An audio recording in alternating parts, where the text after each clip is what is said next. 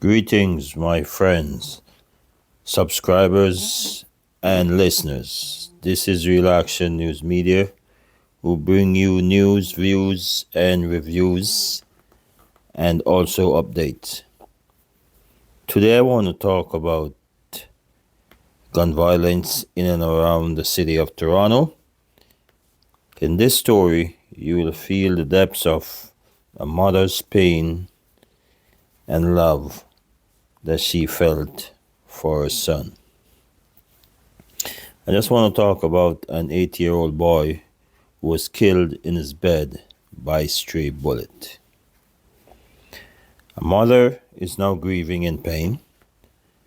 The death of her 8-year-old son, who was shot while in his bed by a stray bullet. The mother told CBC Radio News her oldest son survived a shooting incident in 2019, and her second child, a daughter, was threatened with gun violence in 2022. Young Javier, a loving boy, had witnessed so many trauma in his life, but his love and caring for others made him special. His mother said they were in bed, lying beside each other, when she heard 2 shots. She thought it was fireworks, but it took her a minute to realize it was not fireworks but gunshot. Young Javi sat up and looked at his mom with fear in his eyes. Then another 3 shots rang out. I felt broken glass hit my face, said the mother. I grabbed my son to put him on the floor, and he felt lifeless. Javier was transported to hospital on Saturday afternoon. This happened around 12:30 a.m.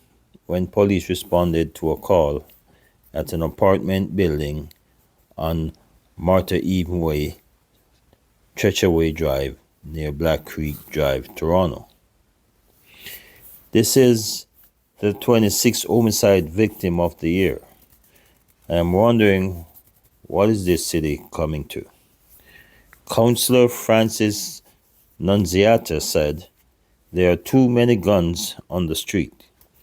Young kids are walking around with guns in the community, in the parks, and no regards for human life. Police does not know the motive for the shooting. They don't know how many shooters were there, who they were shooting at, or what the shooting was target or not. They don't have a description of any suspect or a getaway vehicle. Police are appealing to the public who were in the area at the time to come forward and help to solve this crime. Please, if you see or heard something, say something to the police. Let's help the police to take violence producers off the street so our community can be a better and people stop living in fear. It's very sad to say, little Javi funeral was held today on the 20th of August. Very sad. My second story is about an homeowner faces charges after an intruder broke into his home. This seems to be as if you have no rights in your own home to protect your family and yourself from these criminals. I am wondering what kind of message this incident is sending to the law-abiding men and women of this country. An Ontario man has been charged after a violent encounter with an intruder who broke into his apartment He has been charged with assaulting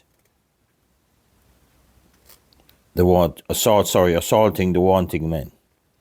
On Monday at about 3:30 a.m., the homeowner was awakened to find the intruder inside his apartment on Kent Street in Lindsay, Ontario. An altercation developed between both men in which the 41-year-old criminal suffered serious life-threatening injuries.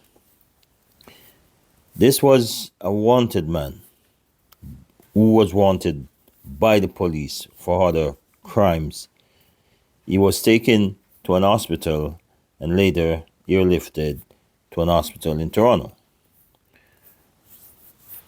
Upon when his release from hospital, the police said he will be charged for possession of a weapon for a dangerous purpose, breaking and entry, theft, mischief under 5,000, and failing to comply with probation.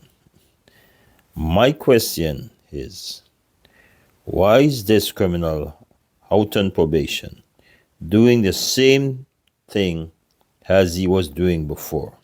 All I can say, the justice system is not to protect the law-abiding citizen. The homeowner was arrested and charged with aggravated assault and assault with a weapon. He was released on bail and will return to court at a later date for protecting his own home. What is going on? Citizens don't have the right to protect themselves in their own home anymore? Does this make any sense? I just can't understand what's going on in this country. You know, gun violence is just taking over the whole place. Everywhere you turn every day, it's gun violence. There's a few scenarios here I just want to, throw out to the public to show you that, you're in your own home, but you're not safe. And if you try to defend yourself certain way, you can be charged and go to prison. Listen to this one. This is a similar case of self-defense where no charge were laid against this homeowner. During a home invasion in Halifax, a 26-year-old man was fatally stabbed to death. The police announced that no charge are considered in the incident 3 days after, saying the dead man was one of two persons attempting to invade the man's house. Both suspects were known to police. They have been charged with crimes before in the past. So these are criminals out on the street, roaming the street. Police said the surviving suspect fled the house but later turned himself in to police. He has been charged for breaking and entry to commit an indictable offense and other charges. It seems to me that criminals have the right to break into your home, and if you try to defend yourself, you're being charged. How can this make sense? Can somebody help me with this, please? How can this make sense? You have your home, someone break into, and if you try to defend yourself to save your life and your family, you can be charged. Here's another scenario. Let me give you a few more scenarios of homeowners defending and protecting themselves were charged. Similar cases in recent years have had a variety of outcomes. Listen to this. In Porters Lake, 2 men were tied up and threatened at gunpoint by 2 home invaders in 2017. One of the homeowner managed to set himself free, grabbed the invader's shotgun, and chased them out of the house. He fired 2 shots, hitting one of the culprit in the leg. The other homeowner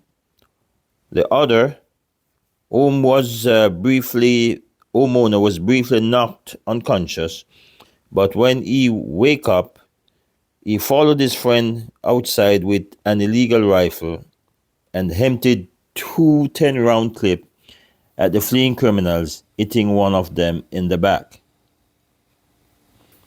One of the homeowners were charged with attempting murder and 8 other offenses. He pleaded guilty to 2 weapon charges. He was sentenced to a 1-year conditional sentence.